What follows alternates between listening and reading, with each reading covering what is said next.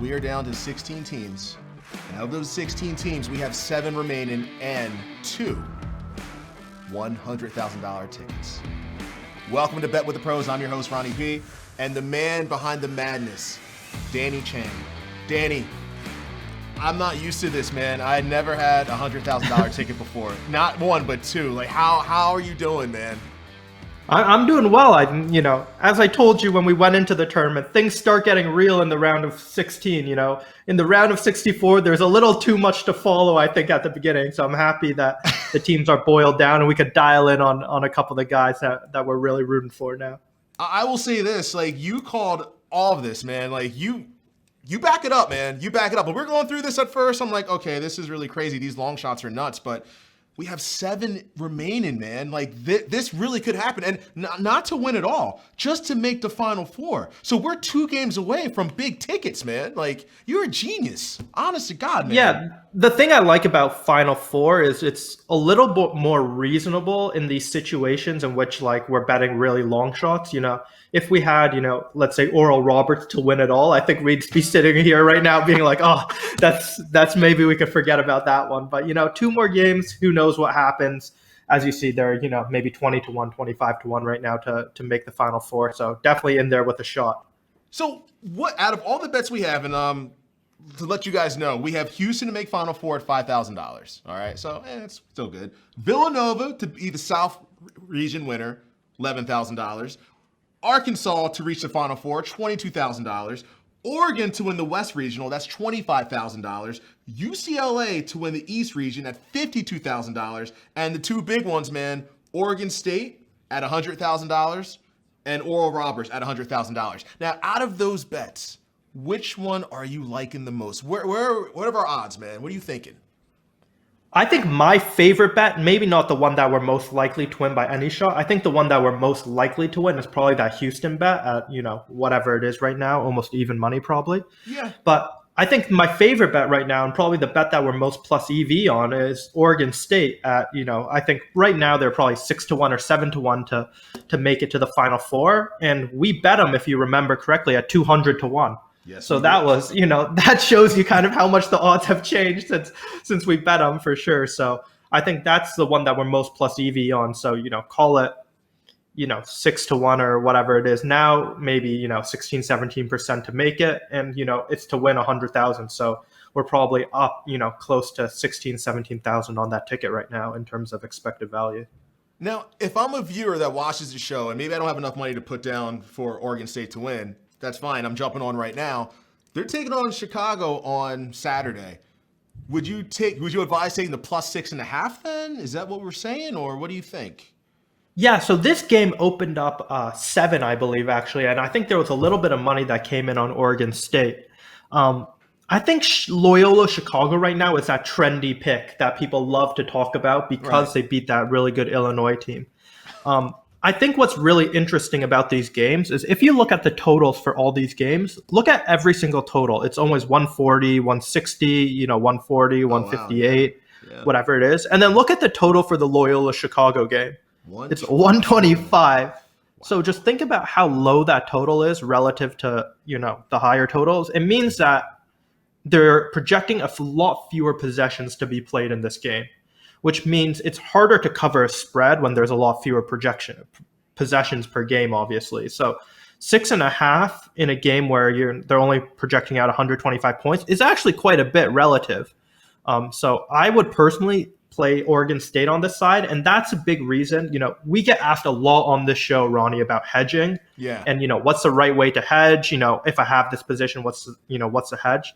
I always tell people it's based on 2 things in particular. One is obviously your risk tolerance and kind of if it's going to make a material impact to your life. And that's more of a qualitative decision at the end of the day. If this $100,000 win is going to change your life significantly, then I would definitely hedge. If it's not, then, you're more incentivized to ride it out. But second off, for someone who's doesn't have a particular preference in terms of life expectancy, I would say you hedge when you like the other side of the bet. So if, for example, this number on Loyola Chicago was -2, or -3, for example, then we probably would be taking some Loyola Chicago on this game just to hedge. But I think at 6.5, the number's a little bit long. I think at this point we just ride it out and take Oregon State and cross our fingers and sweat the game. I think they're going to win this, man. I think they're going to win this, and then I'm going to be a mess.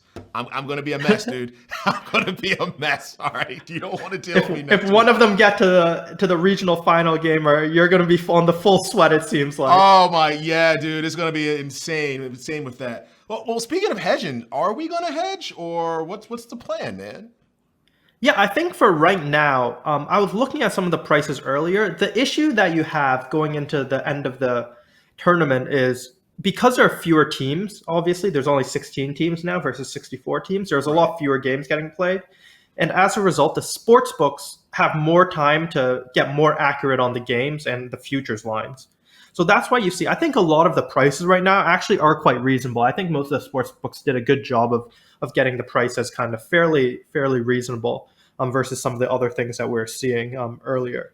So, I don't think we're going to take a big hedge on any of these things right now. I think we kind of just ride it out. Yeah, ride it out. Yeah. And as I was saying, this year particularly, I don't do this every year, but I thought this year particularly, there was a good reasoning for taking some of the longer shots in the tournament. And, thankfully that ended up being the correct choice, just given how many upsets we saw on day one type thing. But, it's just one of those things that, you have to take some risk at some point in order to win at sports betting. It's just, what is a manageable risk to you? And, this is very manageable, I think, relatively. Doesn't mean we're going to win or lose, but I think we're in a good position with where our portfolio lies. No, we are, and you've done a great job with this. Like I said earlier, I'm like, why are we taking this team? But okay, it is March Madness. Never in a million years did I think that Illinois would drop, Ohio State would drop. This has just been a crazy tournament, and you have been right this whole entire time. And you have a history of winning futures. You just won on the Tampa Bay future, didn't you?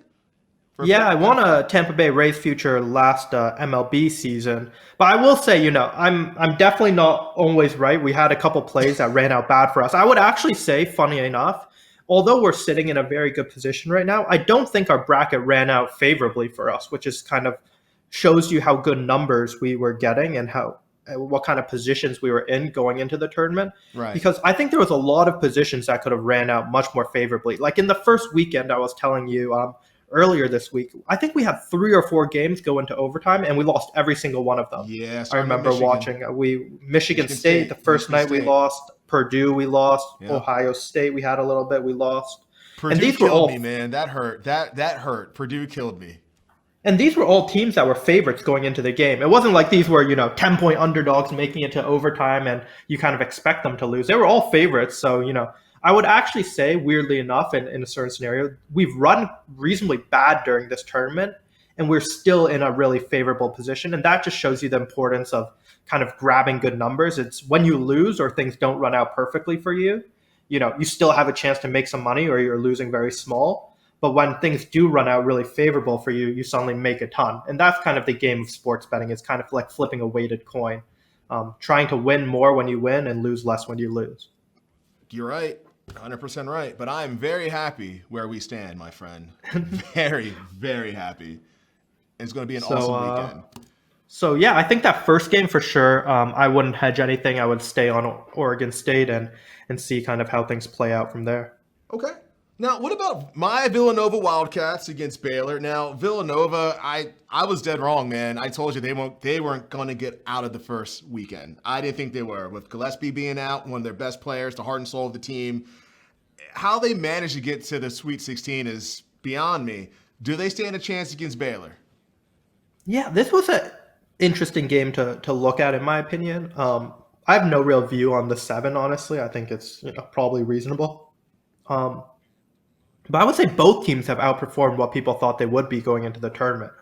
I think the consensus was that, the best 2 teams in the tournament were Illinois and Gonzaga going into the tournament.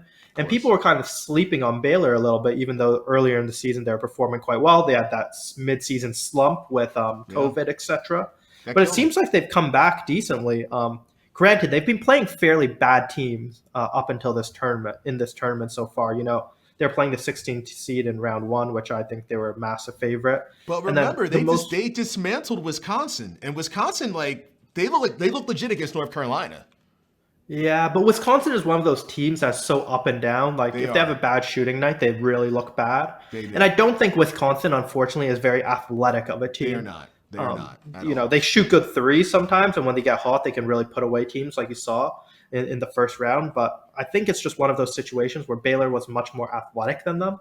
Yeah. Villanova has like a decently athletic team, in my opinion. So I wouldn't count out Villanova, personally speaking, but obviously Baylor is a 2.5 to 1 favorite for a reason. Yeah, and Villanova can shoot lights out. If they're on fire, man, anything can go with them. So yeah, you're right about that. Now, the one that, God, probably not going to happen, but Oral Roberts. Is there any chance they have with this game? There's definitely a chance. If the first 2 rounds, Oral Roberts was a bigger underdog in the first 2 rounds than they are in this game, if you remember. You know, they were more than, I think they were a 16-point underdog to Ohio State. I think you're right. Yeah. They got heart, man. They got heart, and they have a lot of heart. So, and they have 2 great players. They have this kid, A. Smith, who I swear to God is like 5'1" or something. Like, I think he's listed at like 5'7" or something. And he might be shorter than me, but yeah, he I think is like a little Steph Curry out there. He's trying to shoot from the half court line, etc.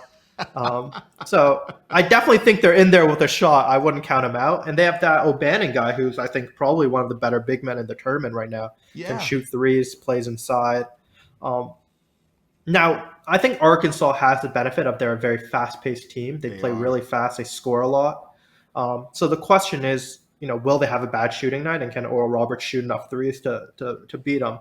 You know what I'm realizing? I like the 11.5 personally. I wouldn't, you know. Really? I know some of the other guys were saying that they like Arkansas on 11 at minus 11.5. I don't mind Oral Roberts at plus 11.5. I don't think it's like so crazy. So that's another reason why I don't think there's a particular need to hedge. I think in terms of expected value, like our Oral Roberts and Arkansas positions are pretty similar in terms of expected value. So I don't think there's a need to hedge there. And, you know, if anything, if someone put a gun to my head, I'd probably bet Oral Roberts over Arkansas. So, I mean, you know what I've noticed with this tournament? If you can hit threes, you're in it, man. I mean, yeah, for sure. Look at all the teams that are still here. They can shoot three. They shoot the 3-ball perfectly. They shoot the 3-ball great. So, yeah, if you can shoot the 3-ball and you're hot, anything can happen. That's why I love this tournament so much. Houston, we actually have them to win the tournament, man. So that's a big one, too, for us. We have Houston to win the tournament and to make the Final Four. Yeah. In terms of the likelihood of our positions, the most likely of our positions by far in terms of to win the Final Four type bet, because they're such big favorites against Syracuse. And that corner of the bracket ran out extremely favorable for us. And it's kind of one of the big reasons why I think, you know, Oregon State actually is definitely in it. You know, they don't have to play Illinois. They don't have to play the 3 seed in the West Virginia, and that, you know, San Diego State got knocked out early. Oklahoma State got knocked out early. Yep. So really, like, that corner of the bracket ran out extremely favorably. You know, Oregon State versus Loyola Chicago is whatever it is. I think a 7-point dog, 6.5-point dog. Imagine they were playing Illinois. Illinois versus Loyola Chicago was like a 7-point favorite. So they would have been probably like, 12 to 13-point underdogs against Illinois this round. So, definitely we're 2.5 to 1 or whatever to win this game. I think against Illinois, they would have been 6 or 7. So definitely ran out favorably for us. For them to make the Final Four, let's see what that is at right now. We have them at... if you go to region winners and then go to the South region? Yeah, South region. That's women's basketball, something else. All right, hold on. South region. For them to win. Midwest maybe, or West. I would just open up all of them. Yeah, open up. Plus one. Oh, there we go. Look at 11 to 1. We got the best number. Is that even worth to do it now? No, definitely not. No? Even money, I don't think is worth doing it. I think we played them at like 4 to 1 or something. That's what I mean. Win. Yeah, we got, like you said, we it's got obviously the number. traded down. So that's very positive for us. So I think, that whole region has played out well for us. Houston doesn't have to play the 1 or 3 seeds. So, we hold it. Even though they looked extremely shaky against Rutgers, I think is what a lot of people are talking about. Yeah, Syracuse, I know the big the zone defense they do, but I don't think they have any chance against Houston. But again, Also, what's with this? Everyone's talking about Buddy Boeheim recently. The coach's son. I'm like, are you sure there isn't a little bit of nepotism in there? Like, just a he's little taking 3 or 4 extra shots a game without getting yelled at because he's a coach's son. I'm not so sure about that. I think Houston has the ability to lock him down. So yeah, I'm not too worried about that game actually, relative to some of the other stuff on the docket. No disrespect, Syracuse, but yeah, I think they're out of their league, man. So yeah, Houston's probably are going to be our best shot, I'm thinking too. And then I guess we'll sacrifice them so Oregon State and Oral Roberts go through. You know what I mean? I'm okay Ron, with that. We'll sacrifice something. I'm okay with that, man. I definitely am. And I guess the last one on the board is, which we really don't have any sides on this. Gonzaga, Creighton. Obviously we're hoping that Creighton wins just because it's good for our other positions. Yes. To have Gonzaga knocked out, it'll probably be good for Oregon, etc.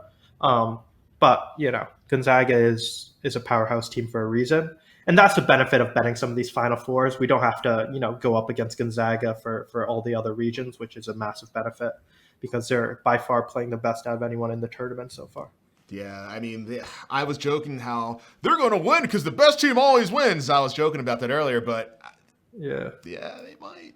They're only 2. They haven't played anyone really dangerous yet, so yet. Let's see them in the Final Four type thing or Elite Eight and see how they perform against some better teams. And how about Michigan without their best player? They are getting it done. Can they beat Florida State here? This might be the most competitive game of the night. Or the weekend. Yeah, I think it's interesting. Florida State is one of those really long teams that I kind of like typically in college basketball. I like teams that are more athletic.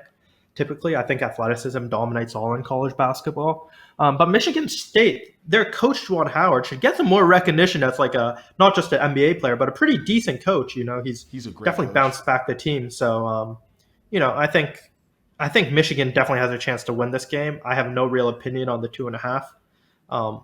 So, let's see what happens type thing. Yeah, I'm not touching that one. I really have no say in that one. UCLA, Alabama. So we have UCLA for a fairly big number, I think, to win 50 or something, which we bet, I believe, yes, after the first round. I like UCLA in this game, personally speaking, but that could be biased because we obviously have them as a team. The thing about Alabama is they don't impress me that much as a team. I think they're one of those teams where, if they hit a bunch of threes, they're going to play a great game. If they don't hit a bunch of threes, they're going to look absolutely terrible. And people say they're really good defensively. I don't personally see it. I don't think they're super big and long and athletic. They seem kind of small to me in general, but I personally like UCLA this game. Gun to my head, I would bet UCLA, but I don't think there's a need to hedge this game either. No. Okay. And then Oregon, USC. It's actually interesting. I didn't realize we don't have almost any teams in this Sweet 16 until we were going through all the games where we have both sides of the game, besides that Arkansas game and Oral Roberts. Yeah, so we actually we have Oregon and we have Oregon to play USC. I'm surprised Oregon is only a 2.5-point dog to USC. Yeah, so Oregon has to beat USC and then they're going to play Gonzaga. So Oregon, that's. But the thing about Oregon, what I was reading was they've had a lot of injuries this year, and finally their team has been getting together, and they've looked really dominant this tournament. They have. USC has those 2 brothers who are both 7 foot tall and super long, the Mobley brothers. I think one's projected to be a lottery pick or top 5 pick. So, I think it'll be a good game. I'm interested to see what happens. It's going to be another one of those games. I think it's going to be a theme that if Oregon can shoot the 3, they're going to win. If they can't, it's going to be a long night, I think. But what's funny, though? Watching this weekend, the bigger teams don't bang inside. Everyone's trying to shoot jump shots. Like North Carolina, they were way bigger than Wisconsin, but they're not even banging. They're shooting jump shots. What are you guys doing? Bang the ball, right or wrong. Yeah, I totally agree. I think there's just because the stats say that shooting threes, obviously scoring 3 points versus scoring 2 points is good. I just think defensively, I've seen a lot of teams not play that well this tournament. It seems like I've seen some really high scoring games this tournament. Yeah, so, it's been horrible defensively, man. Horrible. It's just, listen, I love basketball, but all these 3-point shots and these step back threes, it just makes me sick. But that's another story for another day. But all right, okay. Sure. So that's the rundown of it. So you were talking to me earlier about player props. Chat me up about Yeah, that. so I was thinking earlier on today a little bit in terms of, given I think a lot of the prices for these games and the futures for the tournament are fairly reasonably priced. I think, gun to my head, the only thing that I would bet is I saw like a decent USC price at William Hill, but it doesn't really excite me that much. Like, what would other things that would be probably mispriced in this tournament be? And I was thinking about player props and walking through a little bit of the logic about how to think about these player props. So I did, 5 minutes of research, and I looked and saw like who won most outstanding player of the tournament for the last 5-10 years, Right. and every single time it was from a player that was on the winning team without fail, Right. which makes sense. It's kind of like the playoff MVP for football. It's Yeah. always going to No. be one of the players on the winning team. I think that's just tradition type thing. Right. So I then see I was that. thinking, like, if that's the case, for some of these teams that are highly rated, effectively, most outstanding player is really just a proxy for a team future, actually, if you think about it. It's not really like what player is actually the best player in the tournament. It's just, what player on what team is the best player in the tournament. So first you have to think, what are the good teams in the tournaments that are highly rated? So if we just go to DraftKings really quickly, let's just look at the to win tournament futures. DraftKings to win tournament futures. Yeah, just NCAA tournament and then team futures. Okay. And I don't think this is like perfectly priced by any means. I think a lot of these prices are slightly off, but not material. The four best teams in this tournament, or five best teams, is Gonzaga, Baylor, Michigan, Houston, and Alabama. And I think that Alabama price is bad. I really think, relative to the other things, it should be probably priced similarly to Michigan. Right. Um, Okay. No, you're right about that. so Yeah. I think we should be betting players on one of those 4 or 5 teams effectively. Now, would So you go with now if we go Gonzaga, you think, since they're supposed to win it all, but they have a lot of good players on their team, right? So that's Yeah, kind so the issue with betting Gonzaga is they're plus 155. So, naturally you would think to bet one of the teams, players on that team. But if we go to FanDuel quickly, right. you'll see they have 4 players effectively, which are 4. extremely good and have been playing very good this tournament. And arguably 5. They have Corey Kispert, Drew Timme, Jalen Suggs, and Joel Ayayi, all within less than 50 to 1. And then they have one more player further down the list. So if you think they're like 150 to win the whole thing, and each of these players is priced approximately like 6 to 1, you divide the 6 to 1 by 4, and it's approximately 150 again. So it's probably like fair if that makes any sense. No, I get that. I get that. So let So me like ask you this. 600 split among 4 even players is not like super appealing for us. Is No. why I didn't pick any of the Gonzaga players. No. And Jalen Suggs at 900. Like, why is that? He's like an NBA lottery pick. Why is he that high? Yeah, he's supposed to be a top 5 pick into the Yeah. NBA next year. But I just think he hasn't scored that much this tournament, from what I understand. Like, despite being a top 5 pick, I think Corey Kispert and Drew Timme have both outscored him by quite a bit this tournament. Okay. Which is You're right. crazy because Jalen Suggs is like such a better athlete than either of those two guys. Yeah, I know. Right? But I think he's gone into a little bit of foul trouble in one of the games or something. So definitely could win it. Has a talent, but it's split amongst so many players that it's tough to It's say. not worth it. Okay. Exactly. So our next best team we'd go to is, what do you think then? Someone in Michigan? So the maybe? next best team is Baylor, actually.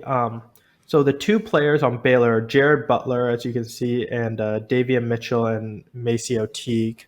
Okay. Yeah, I'm seeing them. Yeah. So I think those are also fairly reasonably priced. I think if you had to bet one of them, I would bet probably this Maceo Teague guy. He's played really well in the first couple of games.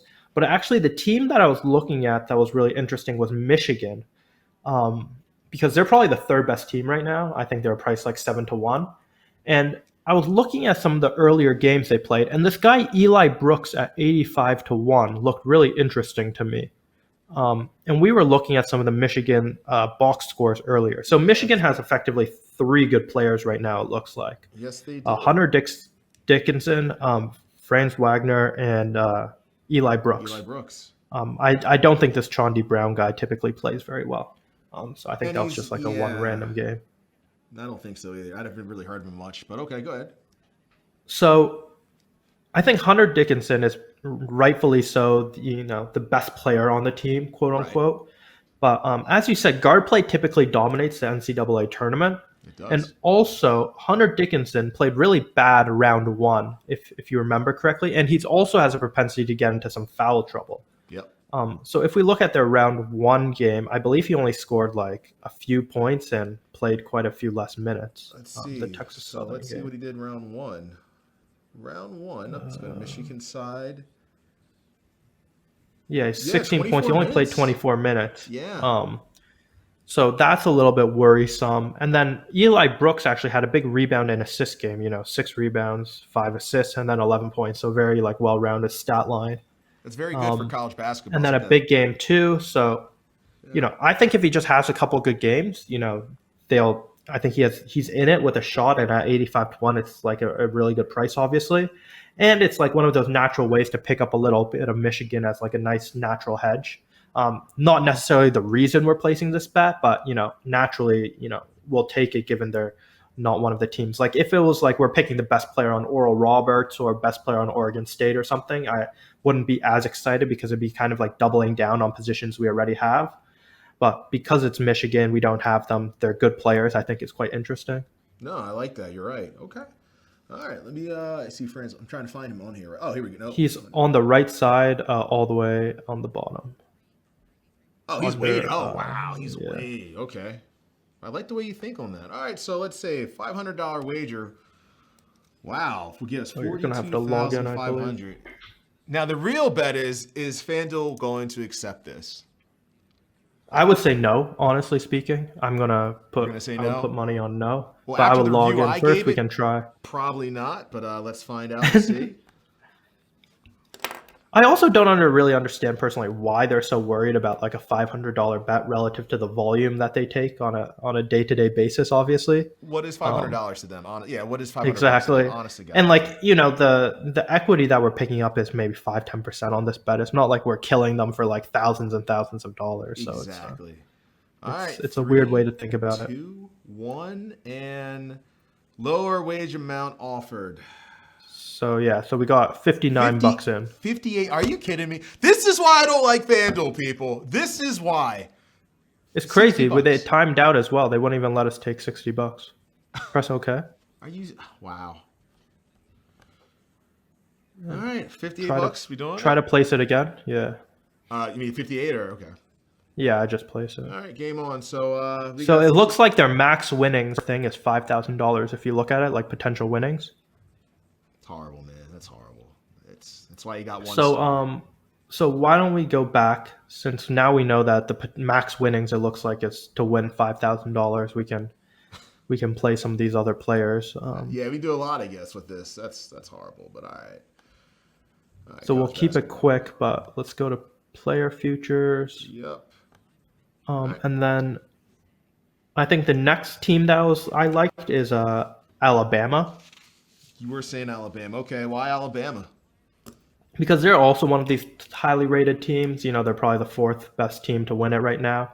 And I think the player I really liked on Alabama was this Jaden Shackelford character. I think he's probably the best player on the team, and scores the most. So we can try to put in. They're gonna take. I'll try 500 on that. We'll try. Sure, but they're gonna take like $120 or something. Let's see. Wow, how'd you know that? Confirm. Because just confirm it. Because they're always taking to win 5,000. to win if you see it. 5,000. Okay. That's what they. Okay, that's why they do that. Error process. Bet rejected. Why? Just press OK. Oh, okay. I we'll think do it they'll. again. That's fine. All right. There we go. Yeah. Game on. Okay. So got a lot to use. What else you like, man? I would take Evan Mobley at USC. Evan Pretty much, Mobley. he's the only player on USC that can win it. Okay. And USC is like 20 to 1 to win the whole thing. So like at 37 to 1, you're just getting a better price on betting USC. So 135, hopefully. Yeah, I think they'll. Well, sorry, 135. They'll take 10. one. Sorry. Press.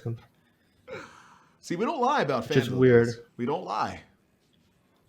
It is odd. Yeah, we'll do it again. They always, I don't know why they're also like rejecting and then. They know we're on to something, Danny. They know we're on to something. Yeah, it's crazy because when you're placing stuff for fun or whatever, you never see your stuff getting banned, like rejected, right? No. It's only when like you're placing stuff that they know they're a little bit weak on that they reject it. I would bet Herbert Jones, Alabama, 33-1. Okay. Similar idea behind Jalen Shackelford. All right, 151. Let's do that. All right, game on. Okay. And then we can bet Maceo Teague at Baylor at 18-1. At Baylor. Jared Butler. Where's he at? It's on the right third there, row right on the Sorry. right. Gotcha. All right. Game on. Okay. Cool. Those were most of them that I was looking at. And then the last one would be on this Michigan Jaden Shackelford. We bet already. Oh, John Petty Jr. at Alabama at 75-1. Junior. If you go bottom Here we left, go. yeah. Yep. All right. Perfect. Yeah. So I think we'll take that for what it is now, and then we'll go on to some other stuff. We can come back to it if we can't get down on women's basketball. I have a feeling they're not going to take big bets on women's basketball, NCAA either. I doubt it. I doubt it. It's important to not only bet things that you believe you know a ton about, because at the end of the day, I think it's important to just bet anything where you see there is an edge. And I think women's basketball tends to be one of those places where that's fairly true some of the time, because it's just not well followed by people. If you ask 100 people on the street if they've heard of, X best team in March Madness, they'd probably say yes. If you've asked, what's the best player on UConn, which is probably the best women's basketball team, I don't think many people would be able to answer that question. So it means that there's like definitely opportunity there to make money. And we saw some really mispriced things. We saw some stuff at FanDuel that was 80, 100-1, that was like 25-1 on DraftKings. So there's definitely some opportunity there, and definitely suggest some people take a look at it if they have some time. Yeah, absolutely. He's 100% right. And I tell you what, me personally, WNBA, that's my bread and butter, WNBA. So I cannot wait to talk WNBA come this summer. Should be fun. Perfect. So let's just take one last look at the college basketball outrights, see if there's anything there that we could potentially be missing. Let's just look at to make Final Four maybe. Okay. Or region winners actually might be easier to look at. Got it. They're the same thing as we mentioned to people, but absolutely. All right, so here's all the region winners we have here, buddy. Yeah, I don't think there's anything there, honestly. No, we have a good price with everything too. I'm with you. Perfect. So I think we'll just save this up for next time, and then we'll go at it next time. All right, that sounds good, Danny. Thank you for about to give me a heart attack this weekend. So thanks for that. But it's been fun, and hopefully you guys have followed along with us, and it's still not too late. So get those futures in, get those bets in. It's not too late to join the fun. Don't forget to click, like, and subscribe to our channel, and leave a comment below. Who are you rooting for?